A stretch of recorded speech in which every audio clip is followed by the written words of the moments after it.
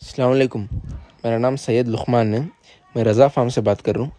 आप ये जो लॉट देख रही हैं इसमें बन्नूर, मदुरई, माचारला और अमीनगढ़ के बच्चे हैं। 5 to 7 मंथ्स के बच्चे हैं, पूरे प्योर ब्रीड के बच्चे, कोई भी नाटी नहीं ही।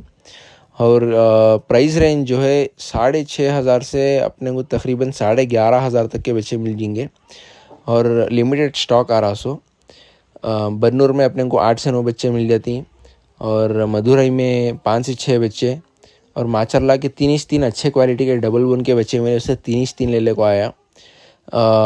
और अमीनगढ़ के भी अपने को 4 से 5 बच्चे मिल जाती। तो ये लॉट कल सुबह बेंगलुरु में केजी हल्ली में अमीन फंक्शन हॉल के ऑपोजिट में 9:30 से 10 बजे तक आ जाती हैं बच्चे।